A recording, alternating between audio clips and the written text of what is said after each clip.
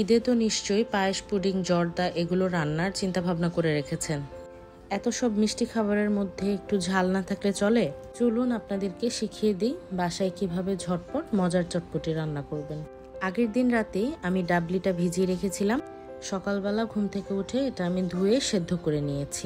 দেখুন আমারটা কি পারফেক্টলি কুকড হয়েছে, চাপ দিলেই ভেঙে যাচ্ছে।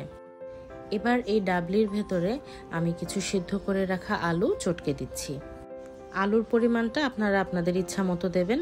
আমি 250 গ্রাম ডাবলির সাথে এই পরিমাণে আলু নিয়েছি। এবার আমি এর মধ্যে একটা চটপটি প্যাকেট মশলার 4 ভাগের 3 ভাগ দিয়ে দিচ্ছি। এই জিনিসগুলো মিক্স করে আমি একটু জাল দিয়ে নেব। মশলাটা যেন আলু এবং ডাবলির মধ্যে ভালোভাবে ঢোকে, সেজন্য আমি 7 থেকে 8 মিনিট একটু জাল দিয়ে নেব।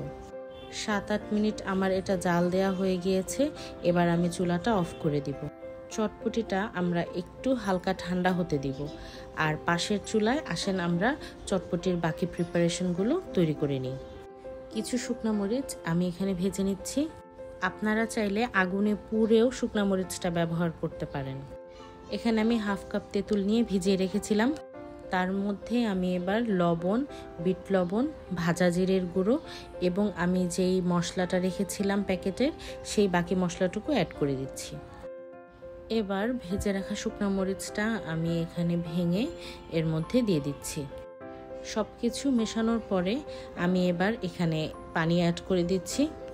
টক এবং ঝালের পরিমাণটা আপনারা আপনাদের স্বাদ অনুযায়ী বাড়িয়ে কমিয়ে নেবেন। সব কিছু মিক্সের পর লবণটা চেক করে নেবেন। এবার আমি সিদ্ধ ডিম, ধনিয়া পাতা কুচি, পেঁয়াজ কুচি এবং কাঁচামরিচ কুচি কেটে রেখেছিলাম, সেগুলো এই চটপটির মধ্যে দিয়ে দিচ্ছি। আপনারা চাইলে এই সময় একটু লেবুর ছোলা কুচি করেও অ্যাড করতে পারেন। এবার আমি একসাথে সব কিছু মিশিয়ে নিচ্ছি। ব্যাস তৈরি হয়ে গেল আমাদের ঝটপট মজাদার ঘরে তৈরি চটপটি।